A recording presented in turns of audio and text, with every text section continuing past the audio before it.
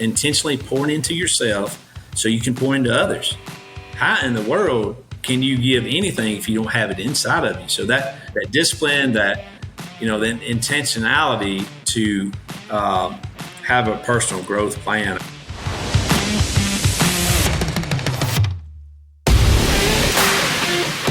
What is up, friends? Rob here, and I'm back with a brand new Spitting Fire Leadership podcast for you.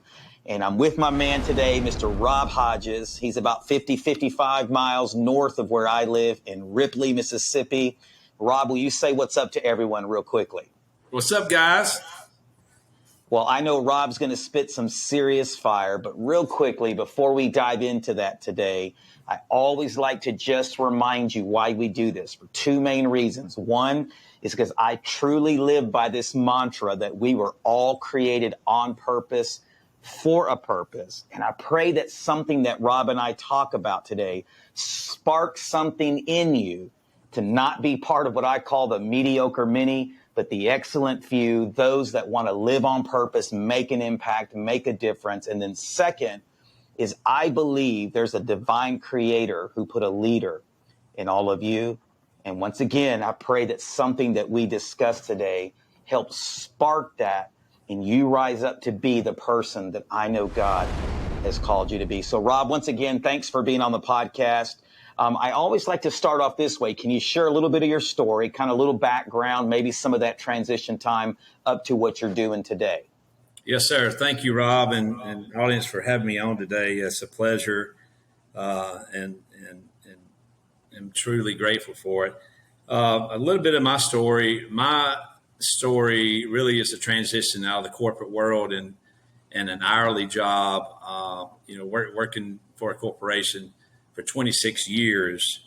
It's a crazy story because back in 2018, all this started. All my life since I started in the manufacturing world. I was all about material things and about making a dollar, and that's what it's all about. And I missed a lot of my kids' childhood growing up. So I did that, from 94 to 2018. For some reason, my youngest son, Jacob, sent me a video from Eric Thomas, "What's Your Why?" And for some reason, and I know the reason's God, but it sparked something in me, changed my life. And in 2018, I started a youth group called Leadership and Servanthood, where we go out in the community and I teach the young people that leadership's about serving people. And then that spun into me meeting my partner, that's my partner now with all our Grace Corporation projects, David Wilson, of a friend because of that group. The friend of a friend knew we was in the community and knew David had the same heart. Isn't it crazy how God works? Mm-hmm. So we met in 2019. From 2019 to 2020, we kind of had this dream of creating business for purpose. And up until, 2020, mid 2020, it was a dream until something really God did in my life that impacted me. Like I mentioned before, I worked for a company for 26 years and all of a sudden they don't need me. There's a transition there. So think about the timeline there. 2018, I get a video, I start a group. 2019, that group leads me into my partner, which has restaurant, has a desire to do business for purpose. And then mid 2020, I lose the only job I've ever known. I worked for the same employer for 26 years. That transition there, I really didn't have a choice, Rob. That at that point, 2020, it was like, okay, you're doing this full time. God said, because I think, Rob, that God knew that I would never leave that job. Because it's a salary of $175,000 a year. I'm comfortable. And I think I know he knew, Rob, you'll never do this unless I push you out. So that's kind of what happened. So we went into that in 2020, right in the middle of COVID. We opened our first restaurant right in the middle of COVID. People said, you're crazy. But God was in it. In 2021, we added some restaurants. And, we're doing $1.5 million in a couple of years in revenue. So God's really blessed what we're trying to do. So that's kind of my background. It's a long story, but really what we're trying to do, what Grace is about, is business for a purpose. And what we say all the time is, love people, add value to them, and share Jesus, share the gospel with them. And that's what we're trying to do. Yeah, no, I definitely love that. And thank you for being that real about it. And I want to go back to one thing because, as you well know, entrepreneurs, we can be guilty of sacrificing that family time. And I don't think we set out to try to do that, Yeah. but I think we get so laser focused. And even I told somebody this in other podcasts that I've done is, I have to raise my hand. I sacrificed my family on the altar of ministry. I thought I was doing the right thing for Jesus and realized that, I neglected my family. And like I said, it wasn't something I set out to do. But for you, how did you go back? Because maybe there's somebody watching today going, hey, that's me. What is some advice that you could give them? Maybe something just real practical in the moment that says, hey, this is how you break that. This is how you can do a complete 180. Well, really, how I did that, Rob, like I said, my whole career was work hard, work 80 hours a week, that kind of thing. And at that point, when my son shared that video with me, it did something to me, like I said. But what I started doing is really writing my goals down twice a day. What am I here for? Right? What am I doing? Right? What are my goals? That led me into my goals is to serve my family, to lead myself before I lead others, so on and so forth. So that regimen and that daily reminder really changed my thought process. That it's not about what you get; it's about what you give. And first of all, you take care of your family. Sure. Because without them, you don't have anything. But I guess to answer your question, for me, it started with that understanding of why I'm here, or trying to. We're always chasing that. Seems like I am, but why are we here? And that daily reminder: this is why you're here. You're here to be salt and light, hands and feet to your family, your church, your community. That's how I deal with it. Sure. And it's interesting because in the world that I live in, I tell people I'm a big content junkie. I listen to tons of podcasts. Yep. I listen to tons of sermons because I love communication. I love studying people, the way they communicate from stage, and whether they're a speaker or whatever. But I just love positive motivation overall, obviously faith-based motivation. Right. But you get some people that just think it's a bunch of rah-rah, to quote unquote. Yeah. But I want you to talk about the power in that, because if Eric Thomas never would have been obedient to the mission that God gave him, then maybe, just maybe, you never would have had that breakthrough that you had in 2018. Right. So can you talk about the power and motivation and inspiration and the role it's played in your life? Well, the power of that to me, and that's a part of my daily agenda and my daily goals, is what is the positive quote of the day? And that's what I lead myself with. And you can ask our staff here at Grace. That's the same thing we put into them, because that will change. I can't tell you how many times I did it at the corporation I was with, right before I left. And I do it here. That quote of the day can change many lives because it's a positive quote of the day. It will touch somebody, right? And God has a way to make what you read influence you for that day. So to me, that's not a bunch of rah-rah. It's kind of fruit of the spirit kind of stuff that you have to feed yourself that. Yeah. Right. You are what you feed yourself. So if you feed yourself all negativity, you wake up and the first thing you do is watching the news or your own social media or whatever, that influences who you are and what you become. Yeah. No, I totally agree. I was talking in a podcast with someone recently about that quiet time in the mornings. For me, it's in the morning because I'm an early bird. Right. But I agree that if I don't fill my mind and overall my spirit with positive content, but more than that, God's content, that's what I call it. Yeah. It's like it seems like my day doesn't go as well. It seems like I just don't have that strength and that power sometimes to overcome. I call it fresh wind. Yes. I don't have that fresh wind in my sales. But let me ask you this, because a lot of times when we leave a job or when we came out of a certain season and God puts us in the new season, sometimes we can tend to hate on those old seasons. But I have found it beneficial for me to reflect and go, okay, God had me there. what's the positive things I can take out of that season? What is one thing, or maybe a couple of things that you learned in that 26 years that got you ready for what you have today? Well, many things, really. I mean, but a couple is the structure, the power of influence, the power of public speaking, and how to introduce yourself and carry yourself. Yeah, there is no hating on the past for sure, because it taught me a lot. Sure. It's all a process, and that was a 26-year process before God woke me up to another. But I would say the power of influence, the power of positivity, the influence you get, the impact. That's a better way to put it, I guess. The impact you can have on people. Sure. Right? Through that's our big thing now is love is action. Serve. Leadership is servanthood.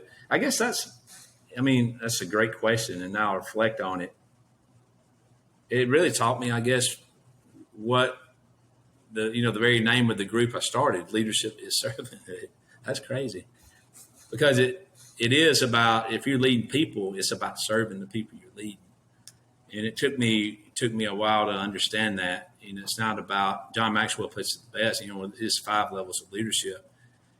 Most leaders are level 1 leaders. That people just follow you because of the paycheck you give them or whatever. I guess I learned that it's not about that. It's about how you influence their lives and their families' Sure. lives, and being a leader. So it made me the leader I am today. So.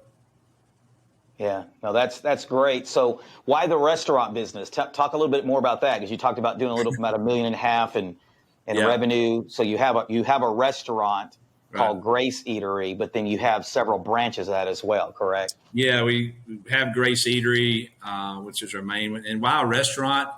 Because I love food, and my partner, all his background and his history is in the restaurant business. So we thought, what better way to reach people? People's got to eat. So, and it's a big part of our mission too, is we feed people. But that's why the restaurant. As far as what we have Grace Eatery, we have Grace Bistro, and then we're in several plants in our area. So we've got several revenue streams. What I'm most proud of, though, probably is because the whole concept of Grace is to create business for purpose that feeds our nonprofit, that feeds the needs in the community. So that's the overarching, that's our vision. So we have a nonprofit that we just launched called Grace Mission. Mm-hmm. So the concept is create these businesses because you need money, right? You need money to help anybody.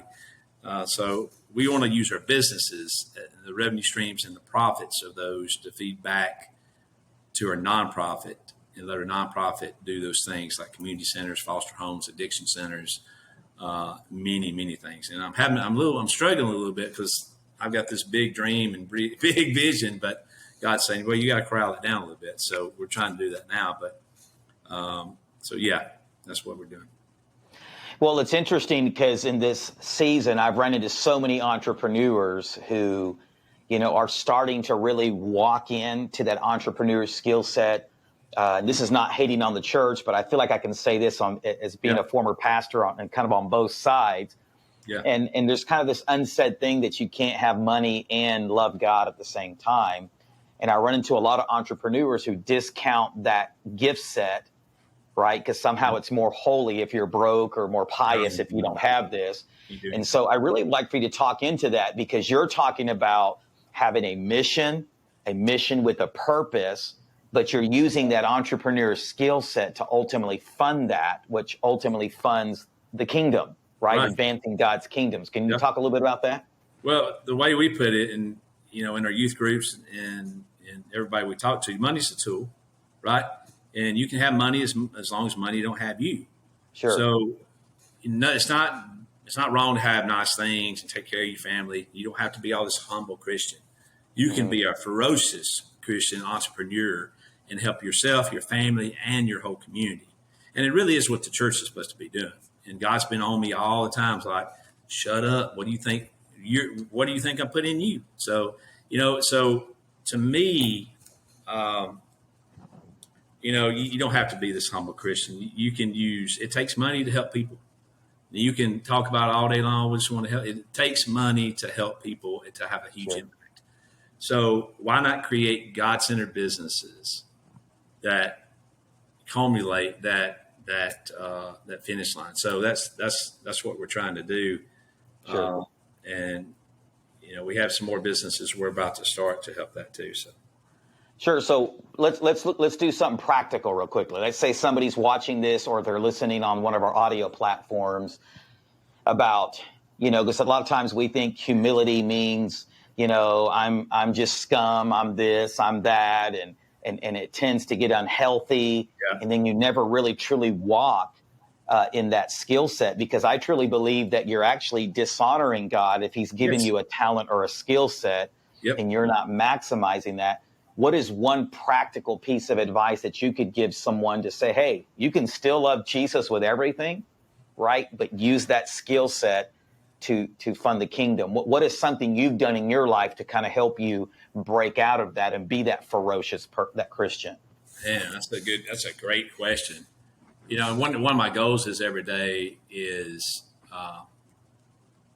excel. God, help me excel. Help me live up to the potential you've put into me, because all of us have potential. Help me Yeah. use my gift to further, your kingdom, what we're trying to do here. So a practical way I do that. Um, what's a good one, Rob? That's a great question. Um, I guess a practical way I do that is, through the concept. To me, God's put into me a servant's heart. Yeah. So me serving people and showing God's love and showing that you can be successful. You Yeah. can, because our purpose here is, my purpose personally is to take care of my family.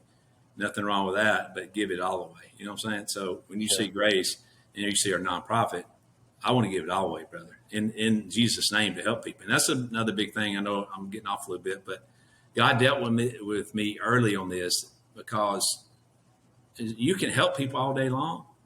You can feed people, you can do, food drives, you can, clothe people, but if you don't do it in Jesus' name, it's fruitless, right? Sure. I'm getting off on a little bit of tangent there, but that's big. So I guess to answer your question, a practical way is just me serving people every day, and that's the gift that God put into me and to Sure. reach people.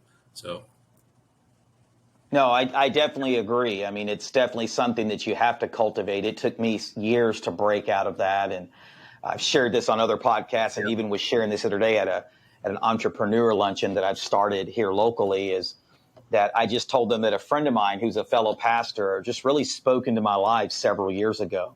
yeah, And he said, you'll preach the best messages on the planet when you're financially free. And it hit me like a wow, ton of bricks. Like, God, you've given me this 6-figure, 7-figure skill set, yep, and I'm not really using it. I'm diluting it. I'm downplaying it in your name, and I'm broke. yeah, And yeah, I'm not hating on anybody as broke. I'm yeah, just saying, as you said, when you have money, you're able to make a bigger impact and a difference. So yeah. why the word grace? Why is everything? I've known you for a couple of years now, and I noticed all your businesses have this grace word in it. Why grace? What's the meaning of that for in regards to the purpose of your business? Well, it's because just like our mantra is love is action. Mm-hmm. So, and love people, add value, share Jesus, really. So we're all extended grace, right? And there's so much, especially at a time, there's so much division Yeah. about, I'm a Republican, Democrat, this, what. Hey, love people, be gracious to them, add value to them. And that's the best way to spread the gospel that I can think of. You love people. I guarantee you, everybody that's out there, do this. Love people, add value to them, and ask them, or watch and see if they don't ask you, "Why are you doing this, Rob? What's going on?" Sure. What? Sure. So that's why we named it Grace, because we wanted people to know we extend grace just like grace is extended to us. And if you come in, and you'll see it when you come in our restaurant, we have people from all walks of life. I got a guy that's in the dish pit that was homeless and was living out of his truck 2 weeks ago. I Mm-hmm. got a young lady as a kitchen manager that was a drug addict and sleeping in her car 2 years ago. So that's the kind of people God is putting, is we're attracting, because there is no judgment. We just give you grace. Like, no matter what our past is and what we've done, all of us are extended grace from Jesus, and we should do the same. So that's what it's about. So Sure. we just, we take people in, we love on people, and they know when they come here. And I told somebody this the other day is, everybody's, there's a big job shortage, or, we don't have people. We've got a waiting list. We've got a waiting list of people waiting to work at Grace. And it's because of the culture and what we're producing. And, hey, it's about positivity. So, anyway, that's what Grace is about. So Grace is about love. Yeah, and I love what you're saying. Whether you're listening or watching this today, we live in a culture that leads with offense first. It's like we're looking for something to be offended about. Yeah. And can I just say this? And I'm stripping the faith-based side of it, because I believe this is Christian and non-Christians. It's even in the church that it's infected this offense and this contentious spirit, if you will. Yeah. But when you live in offense, it really blocks God-ordained opportunities for you. Yes. I've shared this on other podcasts, whether you're listening or watching this today, that the blaming is really blocking the breakthrough that God has for you. Yes. Yes. Right.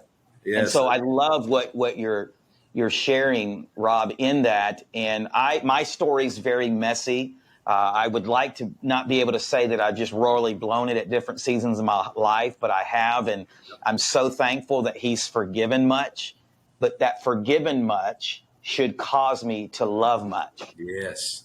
Right. And so I love that, because we get grace amnesia. That's what I call it in the church. We get it in the church. We get grace amnesia, and we forget what we've truly been forgiven of. And if you're watching this podcast or listening to it today, maybe this is a sober reminder for you that you just become a crusty person, right? That you need to break that callousness off and extend grace to people, because the seeds that you're sowing is what you're ultimately going to reap in your own life. Yes. Right. And so I definitely love what you're saying. So talk about this, because I heard you say a why, this deep why, that this motivational from Eric Thomas, being obedient, his calling stirred something in you, right, and you really wanted to figure out this why. Talk about the importance of having a why that's so deep, so emotional, that it compels you to not quit even through the times of adversity, challenges, and struggle. Yeah, and Rob, it was really the switch. Well, I talked about in 2018 is the switch from success to significance. So that's the switch, brother. Because once I realized my why is impacting is fulfillment. Because what we, it's not success. Yes, is nice, but what I'm living for is to be impactful and be significant to other people. And that's what drives me every day. I'm burning for it, and this is how you're kind of in your purpose, because, we kind of, when we started the restaurant, we kind of got a little bit lost in the restaurant, in the business, we're in the, we want the business to do well, and it does have to do well, but you will get lost in that. So every time, though, I pull myself back, and this is the purpose. The mission is the purpose. Helping people, impacting people. Man, it's like I could work all night. It's an instant drug. And that's why we really do it with the kids, too, because when you show them, when they go to that elderly's yard and mow it, and we don't charge anything, we just do it to do it because it's the right thing to do. And they get a hug from that grandparent or that elderly person. Hey, thank you so much for helping me.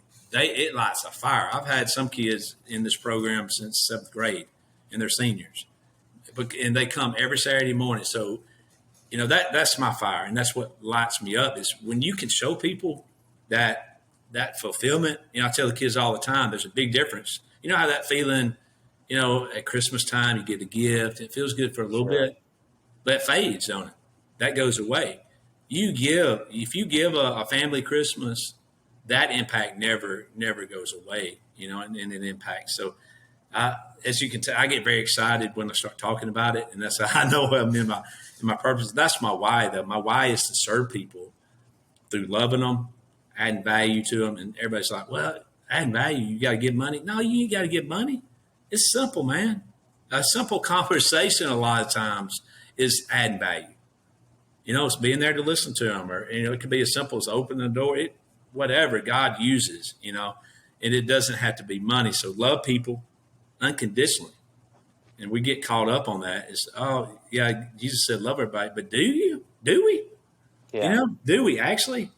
And so love people, and you add value to them, and that rush right there.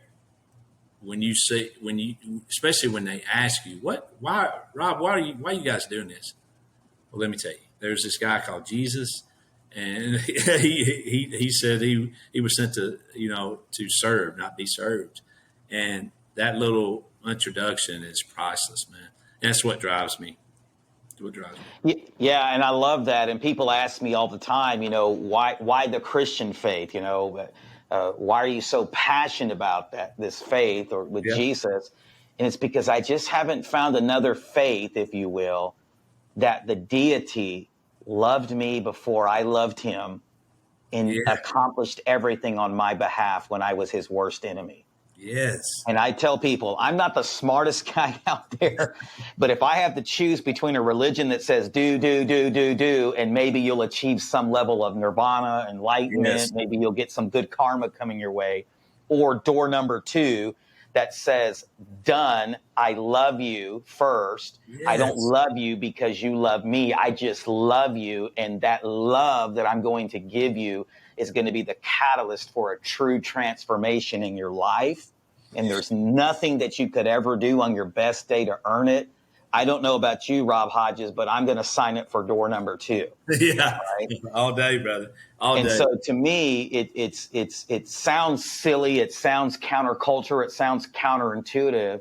But that's the God that we serve, that he'll use the most foolish things, or that look foolish to us, to confound the smartest people on this planet. Yes, brother. And I love that. I love what you're saying. And talk about this power of community, though, because it's one thing to be mission minded. And I think a lot of times mission minded for some people is, well, I want to grow my businesses. I want to, hire the right team. I want to be able to give a lot of money away. But it's one thing to write a check, but it's another thing to invest your life in the place where you live and into the people you live. Right. I used to say this as a pastor. As a church, we've done a pretty good job of leading people to make decisions, but we've been somewhat anemic in discipling people. And that's because discipling requires us investing more than our money. It requires us investing our lives. Yes, brother. And it sounds like that's what you're doing in your community, is you're investing your life. Talk a little bit about that. Well, yeah, I mean, I always tell, and I just told somebody this yesterday or early this morning, is you show me where a person's time goes and you show me where their money goes. Sure. And that would show me what purpose they have. So Sure. our big thing is putting that time back in our community through service on Saturdays, through even daily things we do every day in the community. We're working on a project now called Adopt a Block, where we will adopt a whole block beside our restaurant here and do life with those individuals in that neighborhood. And Wow. that's what you're saying. And it's about, and if you switch over to the faith part of it too, we're real good at leading people, to make a decision. Oh, great decision, and God bless you. And then that's it. We're really bad at discipling them. So the same thing in the community. It takes time, and yeah, it does take some money. But the biggest give that most people are not willing to do is the time. Sure. So we're being really intentional, and I've got probably 9 people in our restaurant that are employees that are being a part of this. So not only is this not Rob or David, my partner, or Lauren, or other partner, it's the whole restaurant, and they have the heart for service too. So they're fired up, Yeah. So, John Maxwell said this many times: if you can accomplish your dream by yourself, your dream's not big enough. Yeah, that's good. So it takes an army, it takes a community to actually make change. But the takeaway, or what we're trying to do, Rob, is be very intentional of how we spend our time. I talked to our kitchen manager this morning about, I want to see how you spend your day. So she's going down, and right now, at 6 a.m. she's doing, so because everybody can say they don't have time, and our response should be, let's write out what you did today. and we all have time, and success is in that 24 hours and how we spend it, and that's in your community and your family. So, but it takes, you got to be intentional in doing it. So. Yeah, no, I love that. Talk about culture for a minute, because you brought that up, and I'm a big culture guy, and I believe it starts, I call it with the soil of our hearts, because whatever the soil of our hearts is, as a leader, as individuals, ultimately would transition in or transpose into every other area of our lives, right? So we can't expect to have a good soil in our business if we don't have good soil personally. Right. So talk about that, with the importance of culture and what you guys do there to help create a healthy culture. Well, culture is everything. But I tell you, the one thing, as soon as we hire an employee, what I ask is I ask them, if you could do anything you wanted to do today, what would it be? Sure. And sometimes they say, would it be a nurse? We get young ladies who want to be a nurse, or want to be an engineer, whatever. Okay, that's great. Our job at Grace is to get you where you want to be. So from the get-go, the intent is love, and how do we make you a better person, and how do we impact your life. Just that simple caring, lead with love, care about your employees, that creates the culture. And then we feed into it the positive quotes every day in our shift meetings. But to answer your question, I guess it's the emphasis as soon as we meet them. It's not about us, what we can get out of you. It's what we can put into you. You understand? It's like we're not trying to take anything from you. We're trying to give to you. Yeah, you're an employee and we pay you and you help us do stuff, but our main goal is to help you in your life. How do you get where you want to be? Sure. And that's use Grace as a stepping stone. That's what we're here for. And if it's culinary and you want to be a kitchen guy, okay, well, we can do that too. But our truly intent is to help the person, the kid, the kids we have a lot of kids here, or young people that work with us. So I think that's the difference. I think that sets the culture right off the bat, and they will run through that door for you, and the people are wanting to come in here because a lot of these kids and young people we deal with have a broken past, or, hadn't graduated high school sometimes, and different things. And when especially you show that kind of person, hey, I love you, I want to help you. You don't even have to create culture. It creates itself. So it's a beautiful thing, because when you lead with love like that, and your intent, you got a true intention, not to get anything from that person, but to give to that person, and make sure they have a great life. And that's the key, bro. That's the key to me, and that's why we have a waiting list of people.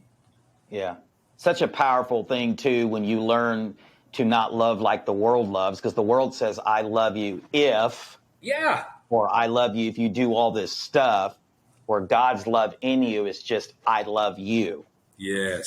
Right. And that love that you're talking about, that perfect love that flows in us and through us, can be a catalyst for supernatural change in other people's lives. So I love that, because that's counterintuitive. It's countercultural. Yeah. When we were church, pastoring, and we had planted a church, I used to say all the time to people when they'd come visit, hey, however long God has you here for, we just want to make sure that we love you like Jesus does. And we want to make sure that we can come alongside you, whether you're here for 6 months, 3 months, 2 years, 5 years. And people would be kind of thrown back by that, because they were expecting for me to go, hey, you got to stay here. This is, we want you here. And even though we did want them to be there selfishly, we knew that if we could just be a stepping stone, as you said, or just a pit stop on their journey, we ultimately wanted where God wanted them. Yeah. And we would always work with people that were broken, angry at God, mad at God. And it was just our job to love them. So I definitely love what you're saying there. So what's the biggest difference in 2018, Rob, and 2022, Rob? What's the biggest breakthrough, or one of the biggest breakthroughs you've had since first hearing that Eric Thomas video to where we're at today? Is there something that just kind of rises at the top? Yeah, it's really, I guess, personal growth, bro. Yeah. I mean, up until 2018, I heard some things, but man, personal growth. If you don't have a personal growth plan, you're missing out, brother. I guess the biggest takeaway from that is personal growth, intentionally pouring into yourself so you can pour into others. How in the world can you give anything if you don't have it inside of you? So that, Sure. that discipline, that, then intentionality to have a personal growth plan, I guess that's the biggest thing. Let's see, that's 18. How many years is that? 4 years. Yeah. Mm-hmm. As a person, as a man, I mean, it's unbelievable. So let's be practical. Let somebody's listening, watching this today, right?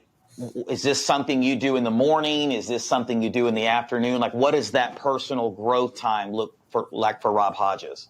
So my personal growth plan is simply, and you don't have to have a fancy journal. You can have a notebook like I got right here. See? Yeah, me too. Like got mine. Yeah. So I simply write my goals down every day. Yeah. So that's serve, lead, grow, create, excel, and gratitude. So I have things on every one of those. So first of all, that's what I'm doing. That's why I'm here, my purpose. Sure. Next thing is I'm going to do a positive quote of the day. Sure. Intentionally, I have to look up a positive quote of the day. All right. Next, I'm reading my Bible. I'm getting my prayers in. That daily stuff that keeps us whole. Sure. And then I'm very intentional of reading at least a chapter a day. Yeah. So I'm doing that because the average American reads one book a year. So just think of the advantage if you can read 10 books a year.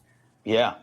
So that is a little short version of my personal growth plan that I pour into myself. It's intentional, and I don't want to do it some days, but after it's done, it's very rewarding, and that's kind of how I set my structure up and how I make sure I keep growing and keep learning.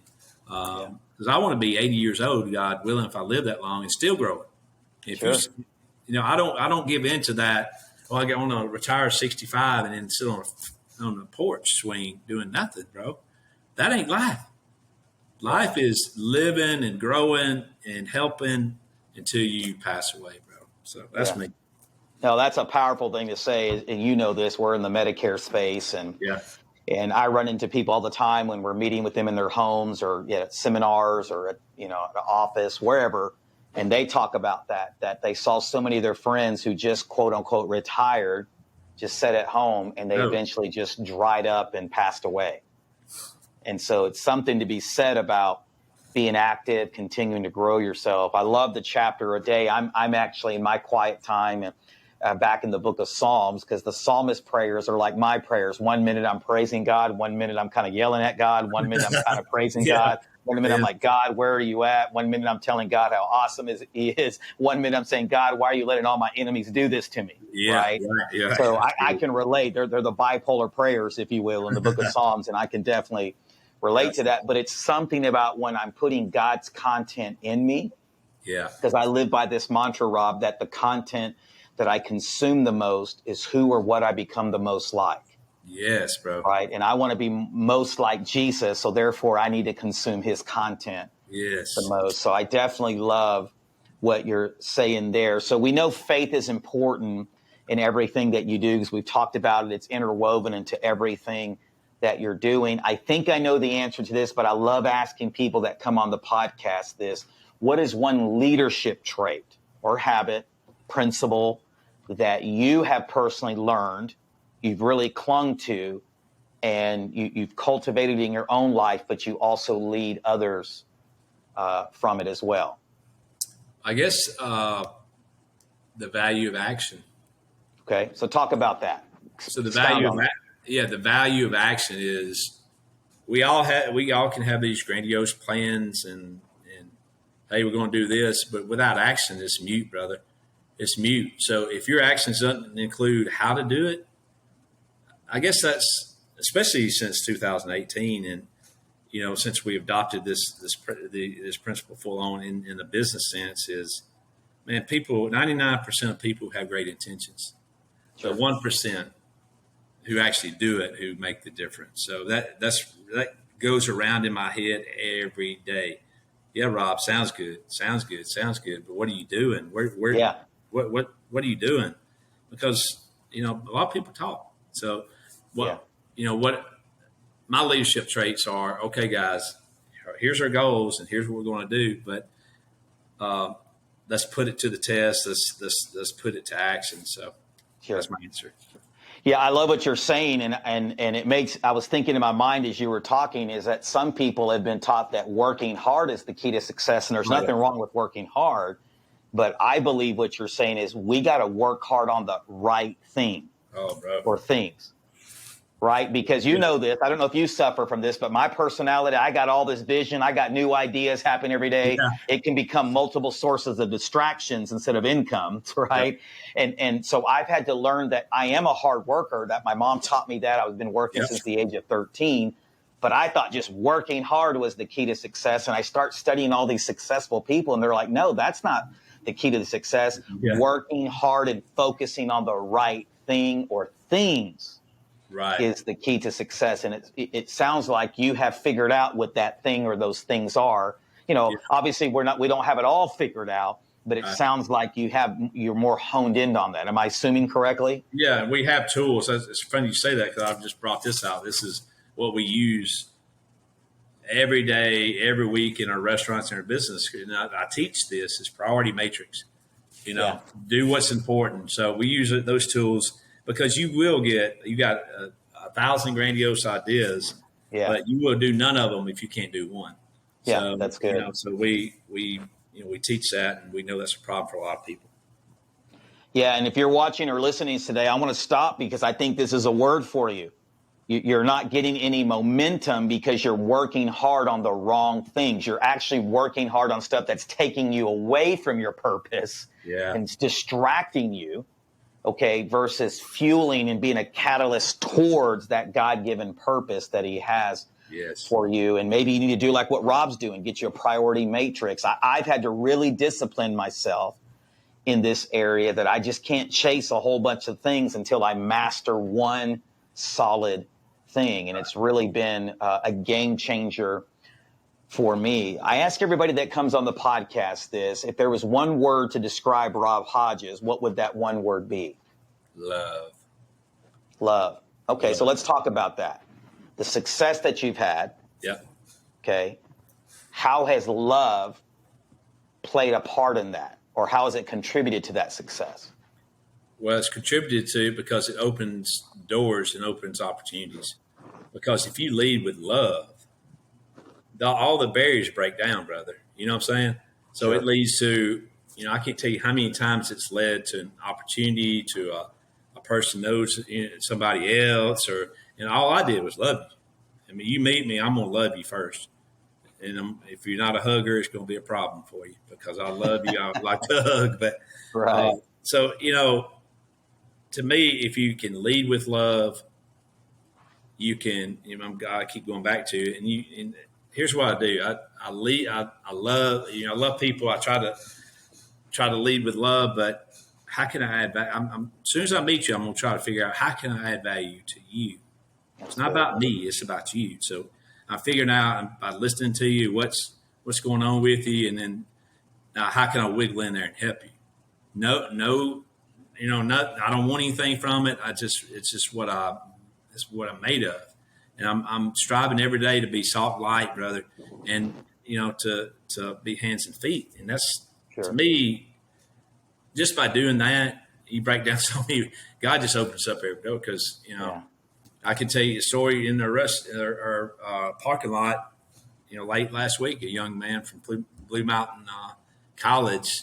He's out of state, but his car broke down. Probably his car is about 30 years old. So Honda broke down. So they come up, they say, hey, this guy's down here, he don't know how to do this. I said, okay, we're busy in here. God said, Rob, you ever get that nudge, So anyway, I always I went out there and helped him. It turned to a beautiful relationship where this kid, guess what? In Blue Mountain College, guess what his course he's going through? He's learning right now, servant leadership. So who do you think was at our group Saturday morning? He was to help with the youth, leading a Bible study. All I did was help. So to me, that leading with that love, brother, I get excited. Yeah. Leading with that love and looking for opportunity. How can I help you, Rob? How Yeah. can I help you? And then God uses that. Yeah. What No, businesses grow, to $1.5 million in yeah. 2 years, brother? You know, it's Yeah. God, ain't me. Yeah. Especially in Ripley, Mississippi. What's the population there? 5,000, 1,000 people. Yeah. 5,000, No, 5,000. 5,000. Sorry, 5,000. It's interesting you say that because you use the word fulfilled, early on, and as we were talking, and I get text messages, I get phone calls, I get voice messages from young men, just people over the years that we've poured into with no agenda. Yeah, And it just brings me fulfillment to know that on their worst day, I'm one of the first people that they think of to call. yeah, And, bro. and That's here's awesome. why. Because a lot of times people think, oh, you're just one of those grace and love guys. And I go, yes, I am. But I believe we live in a world where we talk, and even in the church is this way, that we talk too much of what we're against. Yes. And we don't talk enough about what we're for. All And right, so Jeff. I've tried to live my life in such a way that people go, hey, I know I'm not doing the best. Maybe I'm not doing everything God wants me. Maybe I'm just blatantly sinning, if Yes. you will. But I know one person that's never changed his mind about me, and Yeah. that's Rob. And they'll call me. And I tell people, I can't change my mind about you because Jesus has never changed his mind about me. Yeah, bro. That's You so see what I'm good. saying? And Yeah, so, that's so so good. I love what you're saying, that just Yeah. loving people, loving with no agenda, and just pouring into them, and just the Waffle House late night dinners, or the breakfast, or the Yeah. luncheons, or just the God ordained appointments that you couldn't even write. It's like a Hollywood script that you and I could never write, Right. of meeting people. So I definitely love Yeah. what you're saying there. So talk about this real quickly. We're going to wrap it up today. I got about 2 or 3 more questions. And man, you've been spitting some fire today, brother. And I appreciate it so much. But talk about this why and this commitment to this God-sized dream that he gave you. Talk about why failure and risk is included in that. Because so many entrepreneurs, so many people don't want to fail and don't want to take the necessary risks. But you would agree with this, that those are necessary ingredients to actually see that God-sized dream come to fruition, correct? Yeah, absolutely. I mean, it all goes back to that comfort zone, and man, I was scared to death because I'm in a job for 26 years, brother. I mean, how much more comfortable do you get? Yeah, 26 years. And that's good. when, I got pushed out or whatever, or I left that job, or God put me on another path, it was like, God, I am scared to death but I kept saying, okay, what's my purpose? What am I trying to do? Sure. And I took that risk, and it's starting to pay off. It's not completely paid off, but Yeah. um, that nervousness and scaredness will never, and then this every time if you guys have looked at the comfort zone, diagram, you'll know when you get to that edge where you're about trying to grow, you're scared to death. Yeah. Whether you're Right. speaking for a crowd or whatever you're doing, you are scared to death. You got to Yeah. step over the line, though. You got to step over the line, and he's going to catch you every time. It's amazing. So, I don't know if that answers your question, but Yeah. I think it's common for everybody. And I just had a young lady, I taught this very thing to on our staff is, because we had, anytime you have confrontation, it's hard to handle, especially with Sure. new leadership. So anyway, I showed her, hey, the reason it's uncomfortable because you're on your edge here. Yeah. You got to step over. She had a conversation. She's like, you feel as soon as you over that line, this, Rob, you feel like you can do anything. You know Yeah. what I'm saying? So that fear and that failure and that risk, and say you do fail. We all fail, but it helps us grow. As long as some John Maxwell's got a book that says sometimes you win, sometimes you learn. So you never Yeah. Good lose if book. you learn something. So I look at it like that. It is scary, and especially if it doesn't work, but it's worth the risk.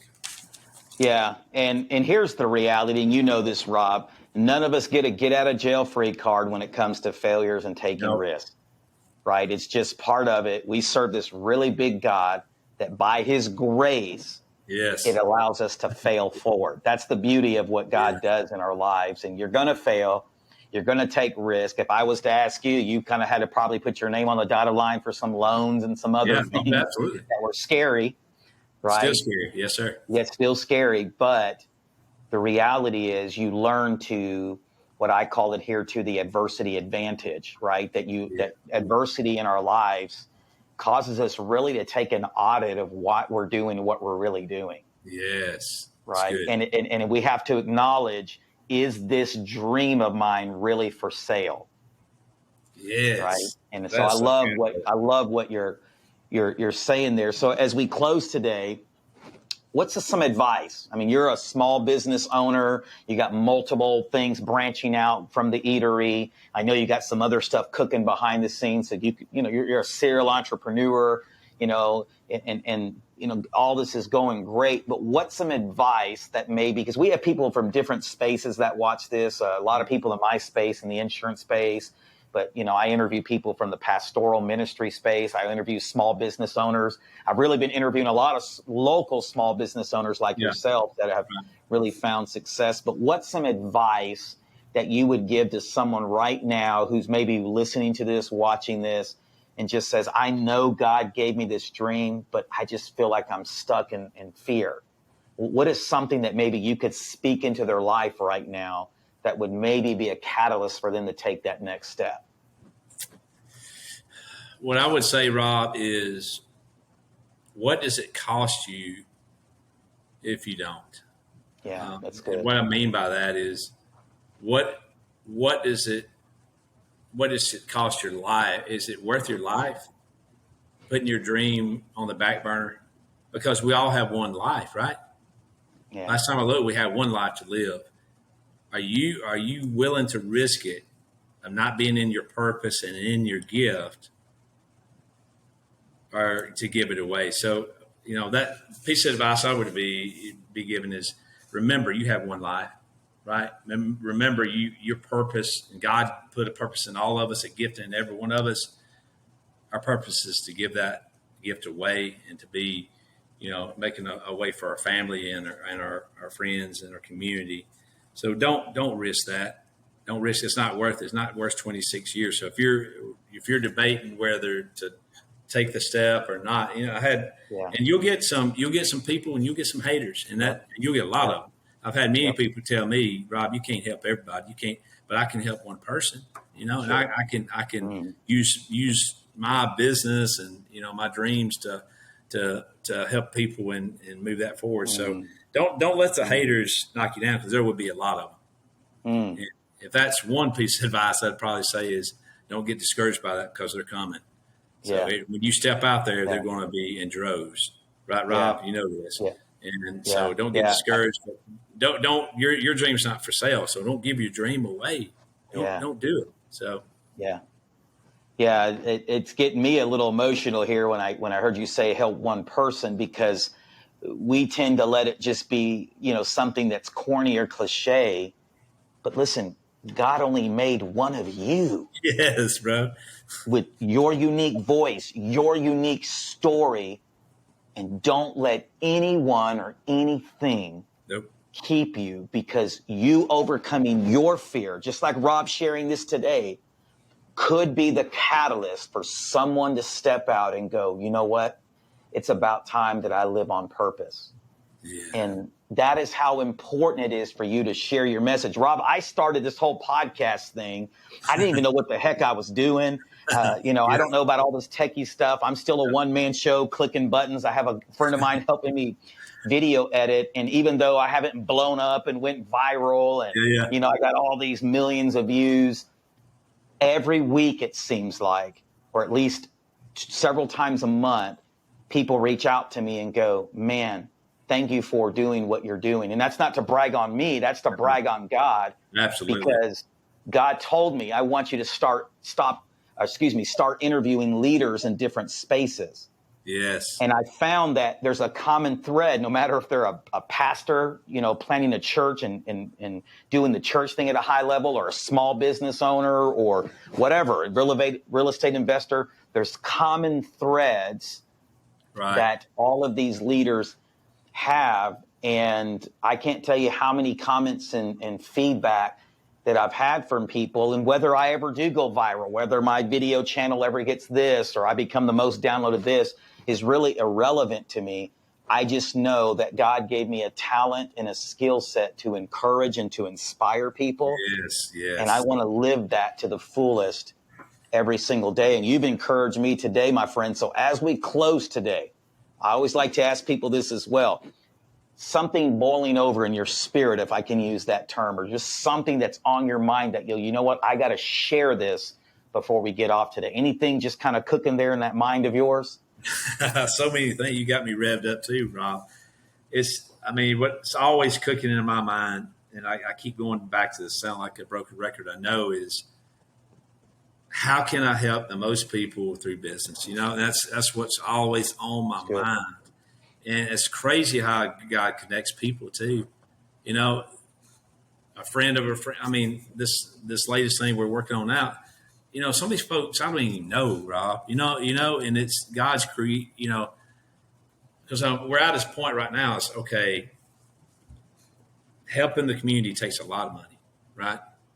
How can we make a lot of money through business to get back? And then God's like, as soon as I get the thought, like, here's the avenue, so now it's okay. All right. Now we're on this. Now let's ramp this thing up. And how many people can we help and give away stuff to? I sleep and eat it and drink it, because my biggest fear, Rob, really is, if you're a believer and you're a Christian, you get to those, get to heaven, and he looks at you and looks over your shoulder. Who'd you bring with you? Man, that scares me to death. That drives me every day, because my thing is, I truly believe the way you reach people is through service and love, loving them, adding value to them, because most people are not coming to our churches.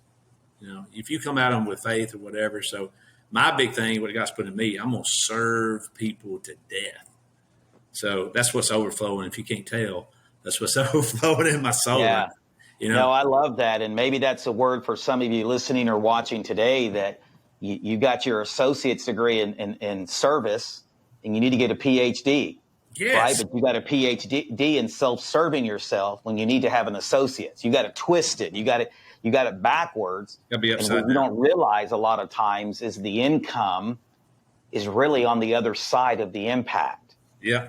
Right? That the money is really on the other side of being mission-minded, embracing the mission, that assignment that I believe your divine creator has for you. So, Rob, thank you so much for Thank you. coming on today. And I'll just look in the camera here, or whether you're listening to me on the podcast audio version, is I just want to say this, and I believe this is a word for some of you today. Just start. Put all the distractions aside, all the haters, people's opinions. I believe one of the words that Rob gave us today is just start already. Just start. It don't matter if you have everything figured out. It doesn't matter if you know everything. Yeah. Just start. Go after those God-sized dreams, because I promise you, if God really gave them to you, his reputation is at stake, and whatever he has put in you, he will make sure that it's fulfilled in you if you're willing to align everything with him. Right. God has never failed. He has a resume called the Bible that over and over and over again highlights his faithfulness. Yes. He will never forsake you. He will never leave you. He will never abandon you. And the last time I checked, when you have someone like that in your corner, you can take on anything. And as we close today, just want to remind you to please like, comment, turn on that notification bell. That way you're notified every time we drop fresh content like this. Share this podcast with someone who needs to hear this fire today, this message today. And I pray that it put fresh wind in your sails as well. So I just want to challenge you to keep living on purpose, keep being that leader, or rise up for the first time and be that leader that God has called you to be. And we'll see you guys on the next episode.